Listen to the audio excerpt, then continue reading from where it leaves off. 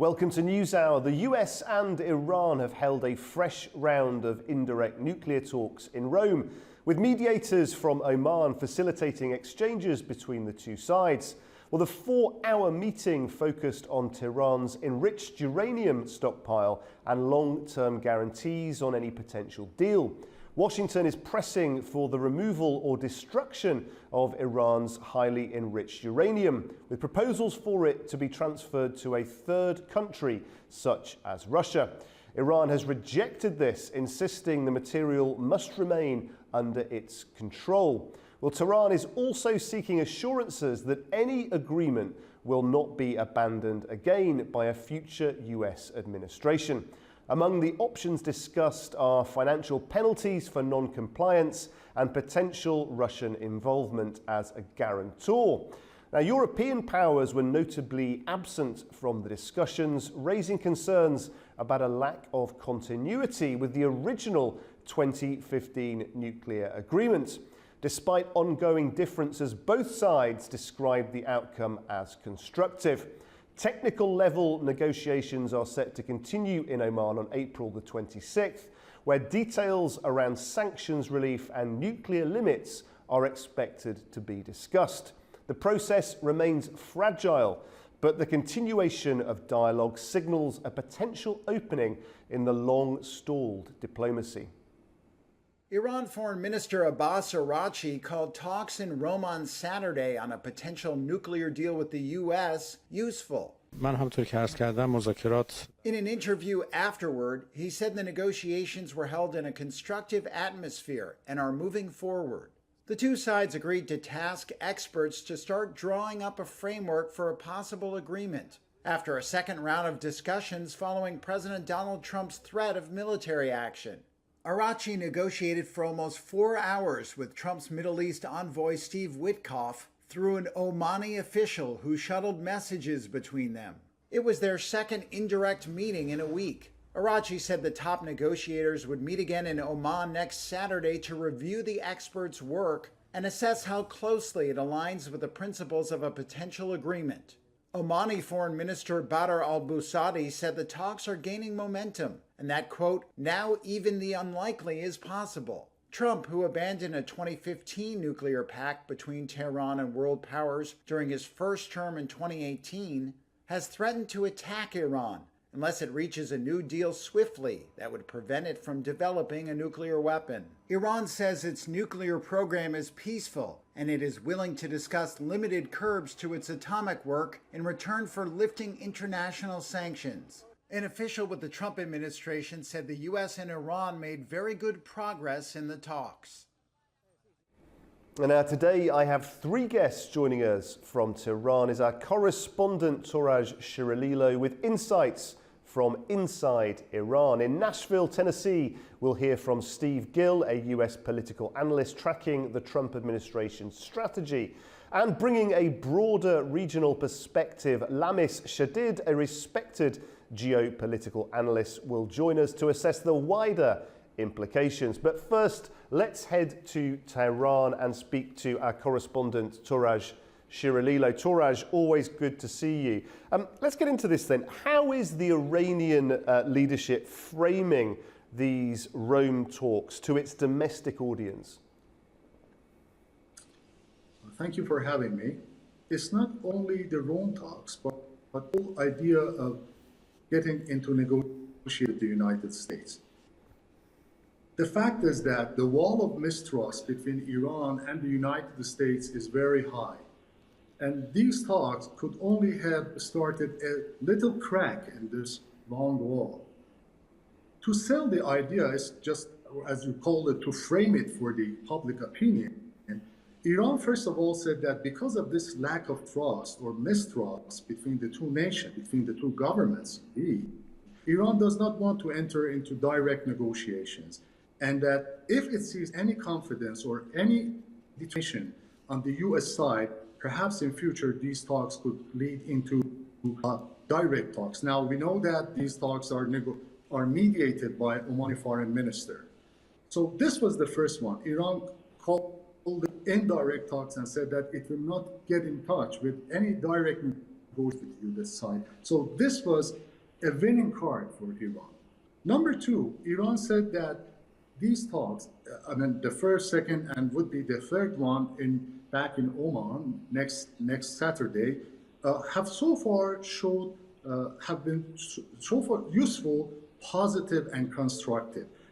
This, the Iranian side, Iranian government is announcing to the public that there is a progress being made, but this progress, as Iranian side sees it, is gradual and it is very cautiously assessed in Tehran. So these are 2 points.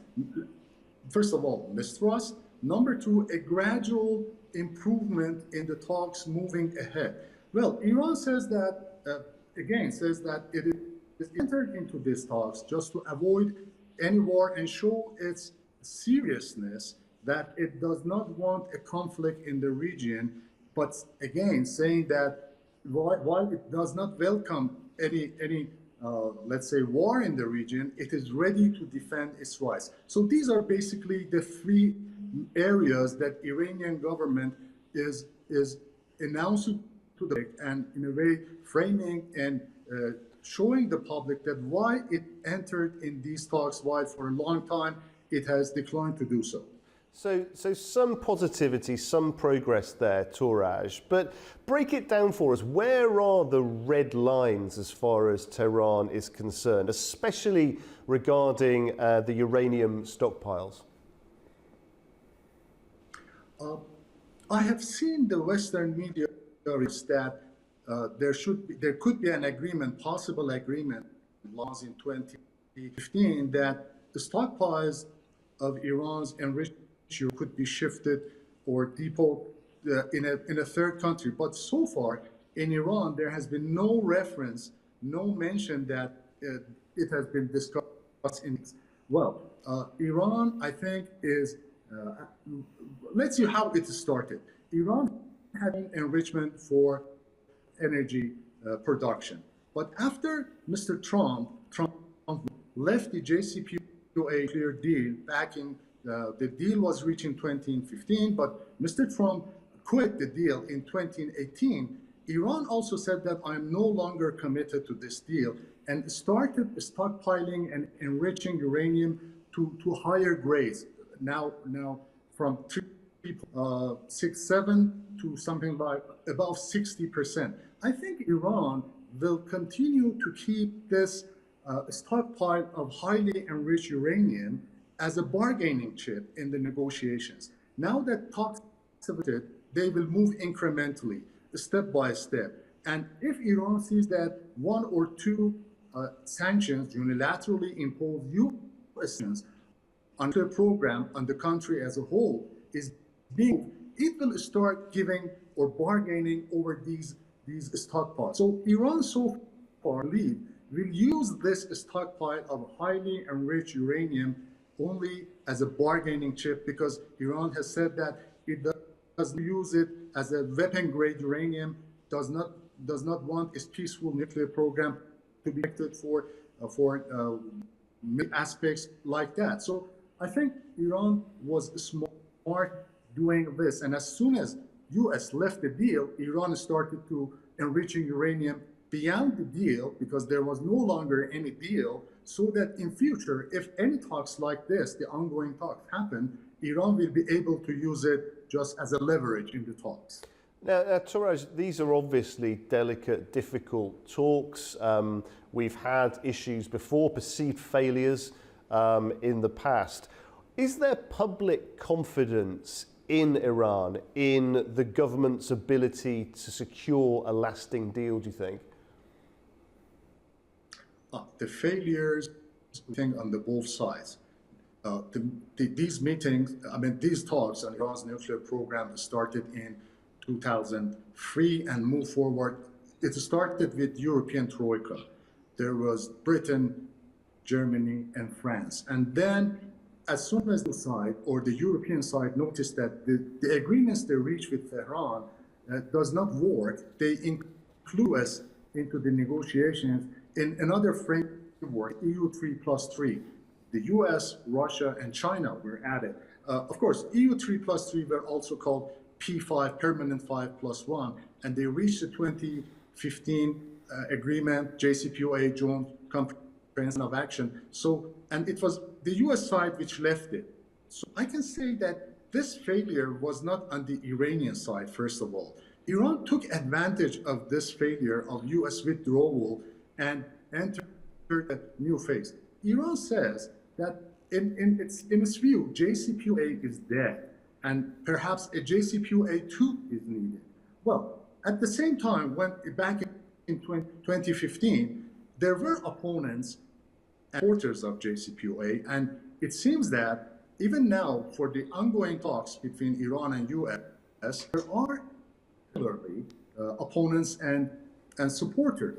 But Iran is just selling the idea to the people, and there are people who say that, well, even in Iran, there are people that suggest that we should quit NPT, Nuclear Proliferation Treaty, because in its neighborhood, Iran has nuclear-armed states, Pakistan, India, Israel, and undeclared, of course, nuclear state. So people, or there is a lot of thinking that why Iran quit NPT, because of seeing that there are other countries around it and that they are not of NPT and they are already armed with nuclear arms. So Iran has a difficult task to manage and to handle a balance between these opponents and supporters of the ongoing talks in Iran. But as far as the talks have been licensed and the green light has been given by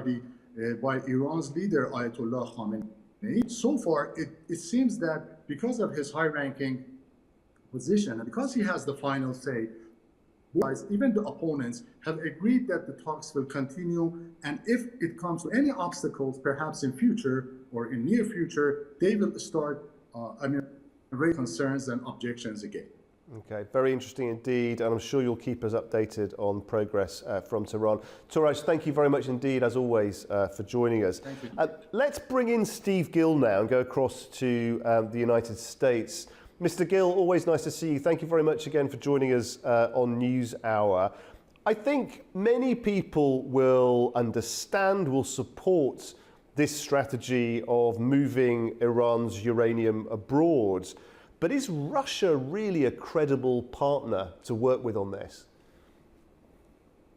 It's interesting at a time that the U.S. is trying to engage in negotiations with Russia, we're trying to bring them in as a partner in this particular venture. I would agree with Koresh that one of the biggest problems is the lack of trust.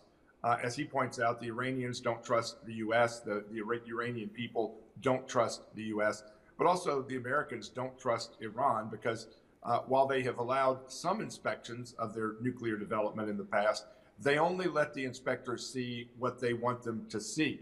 And even though they've claimed to have stopped the production of the highly enriched uranium in the past, I think there's a real doubt that they've done that because they've not been transparent in what they are continuing to do, both when they're under a treaty and when there is one that's sort of been pulled back. I think the other interesting thing of the negotiations by the Iranians is the claim that they want the sanctions to be lifted going forward. The sanctions under the Biden administration were essentially not even enforced. There was supposed to be a limit of about $60 billion a year in new, and the Iranians were generating hundreds of billions of dollars a year because the Biden administration was not enforcing it. So I think part of the problem of trust in this negotiation is the Trump team having to deal not only with going forward, but looking back at what was done improperly in the recent past. And how realistic do you feel that this idea of financial penalties is when it comes to guaranteeing future administrations, enforcing, making sure that future officials stick to the same strategy? Well, based upon the fact that these sanctions have not been enforced to sort of limit not only the nuclear ambitions of Iran, but also their interference and support for terrorist groups and violent groups around the world, it's kind of hard to see that the process moving forward with financial penalties will work any better than the financial penalties have worked in the past. And again, we can look to Russia and the sanctions that have been imposed on Russia with respect to the Ukrainian-Russia conflict. Nobody has ever been more sanctioned than Russia, and yet their economy is booming, is thriving. Their GDP is better than most of Europe. So sanctions in many cases don't work. And in fact, the oil restrictions have ended up with the Russians profiting big on oil sales at a time that was supposed to limit their capabilities. So sanctions have to be imposed delicately, enforced strongly, and thought through very carefully before you do them. And I think that with respect to the whole Iran-U.S. negotiations, we need to go back, even though I'm saying we need to move forward, we need to go back to what President Ronald Reagan warned. You have to trust but verify. And I think that's going to be the real blocking point of a deal between the U.S. and Iran. How do you verify going forward when those efforts have been such a failure in the past? And again, that's going to require transparency, great transparency by the Iranians, something that's been missing in the past, not only with the development of enriched uranium, but also the delivery systems of, if you develop nuclear weapon capability, they're also working on delivery systems to have ballistic missiles to be able to hit their targets. And while Teresh again pointed out correctly in the last segment that the Iranians are claiming that they are the only one in the region that does not have nuclear weapons, pointing to Israel and India and others, Iran is the only one that threatens to eliminate Israel and the U.S. They're the only ones that have a political policy of death to Israel, death to the U.S. Those other countries are not being provocative in their language and their policies, threatening to use their nukes. Iran's the only one. And Steve, let's talk about, I'd be really interested in your view on European partners. It's not an easy time at the moment for the EU when it comes to negotiations with Mr. Trump, is it? There's not a natural warmth between them. I think it looks to many analysts like EU leaders are sort of looking for a role in helping to mediate within these great conflicts. What risks do you think the US might face by so obviously excluding European partners from mediation negotiations like this? Yeah, I think that the problem with the European partners right now is, as we've seen with the Ukraine-Russia conflict, they're not reliable in terms of either the economics or the political and military policies. And I think that's sometimes I think they seem to want to have a bigger role in the world than their economies and their military prowess really justifies. And I think we've seen that certainly play out in the Ukraine-Russia conflict. They continue to rattle sabers about sending troops to Ukraine when I think the Brits now only have about 60,000 actual infantry personnel. What are they going to do? What are they going to send? And how much commitment do they have when body bags start coming back from Ukraine? The same thing would be true with France and Germany and the others. So when the U.S. is looking at other conflicts around the world, both political and diplomatic as well as military, the trust factor, again, we're back to that word, of the European so-called allies is diminished by their unreliability. Now, they keep saying that the U.S. is not a reliable ally because of Trump imposing tariffs in response to their high tariffs. But the reality is that the U.S. is the leader, and they're reluctant to be followers. And as Ted Turner, the former head of CNN, used to say, you have to lead, follow, or get out of the way. And the Europeans have not led effectively for a long time. So they need to either follow or get out of the way. Steve, always great to speak to you. Steve Gill there for us in the United States. Let's bring in Lamis Shadid now, the geopolitical analyst. Lamis, lovely to see you. Thanks for joining us. We spoke there with Steve about the efficacy of European partners in this mediation process. Tell us about the role that Oman has been playing behind the scenes. Thank you for having me first. Of course, the Omani had played a fair role when it comes to the playing mediator when it comes to many issues, political conflicts in the Middle East. Of course, with the absence of the American fair mediator in the Middle East, and then the Qatari who played just between Hamas and in Afghanistan, now we need a Gulf country, of course, that is not involved completely. Of course, let's not forget about the Swiss also. They played a role when it comes to playing mediator between the American and the Iranian. But I think we need a a country from the Gulf that could that is concerned first about the whole Middle East, and especially the Persian Gulf, the Arab Gulf. And Oman could really fit so well in this, because Oman is not a very strong country. They want to replace the Swiss a little bit when it comes to playing it fair and being neutral. And I think they did so well when it comes to mediating, when it comes to the Syrian conflict first, and they tried their best, of course, at least. And now there is the Iranian nuclear deal, and I think many progress had happened thanks to this indirect negotiation guaranteed or being hosted by the Omani mainly. We will see next week, Saturday. I think they have a turn now. They are coming to Geneva after Rome, as I've learned, and we will see next Saturday how it will end up. We wish them good luck. We wish them good luck indeed. And in terms of the Gulf as a region, it's a complex part of the world. How do you think that a revived deal, a positive outcome, could then reshape power dynamics in the Gulf region? But listen, I think now there is a new Middle East is forming, as we all know now, and it seems more and more this Middle East is being reformed according to the Israeli image, and especially Netanyahu. He's working since 30 years. Good job. To eliminate all parties or neighboring country that could challenge his project in being or in having the most dominating country in the region.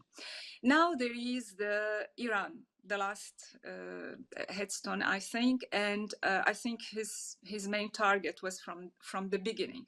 So now we have Trump, Netanyahu, and I think as Netanyahu has his own vision for the Middle East, Trump had announced that he has also his vision or his peace plan, as he announced, for the Middle East. Now, how much it's a peace plan, let us discuss it, because I think what's happening in Syria, what's happening in Yemen, it's not so much about peace, it's about changing demography and changing balance of power. Now we are in front of a deal that might truly change the whole game in case it happened. Of course, if there will be a deal between Iran and America, I think it will push first the Saudi more to approach Israel and to sign Abraham Accord. And I think this is also part of the vision of Trump since the beginning, to spread more Abraham Accord, and I think this will be the next step.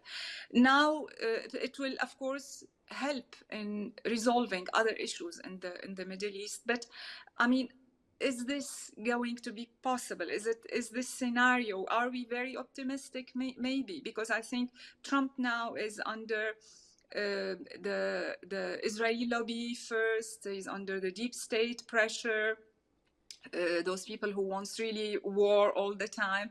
Third, he's under the bond threats or the debts threat and the commercial war he initiated. So he does not want a war. I think he wants truly to have some kind of political gain before the second term. He will arrive to it in a few months. I think he would be interested in having some agreements with Iran, but he's not alone there in the White House. And until now, as we are watching, all of us, there is some optimism, a little bit carefully everybody stepping carefully, especially the Iranian, who announced that, of course, there is trust issue. Let me bring it to the third time to the conversation. But also, Iran has also, they put like a roadmap. They said we do not discuss our regional alliance, our defenses capacities or capabilities. Iranians also have their own issue within, even to let go completely of their nuclear program or to use it as a civil program. this is another issue. So now we are maybe optimistic. Let's see how next week will take us all. But I think everybody is being pressured. And I think until today, neither America nor the Iranian want a real war. I mean, Iran avoided it so many times. We will see how much it will go under this pressure this time. But there is no doubt that the program of Netanyahu is to go against Iran at the end, or hit at least its nuclear program. But as I said, your guest from Iran, he said they will not, gradually they might go give up gradually their program, because they want some guarantee and they want to show some good faith from the American side regarding sanctions and other things. So I believe this process will take time, but we are stepping very carefully into a new era. A new era. And you mentioned guarantees there, Lamis. What do you make of this idea of Russia as a guarantor? And how do you think that will affect geopolitical stakes?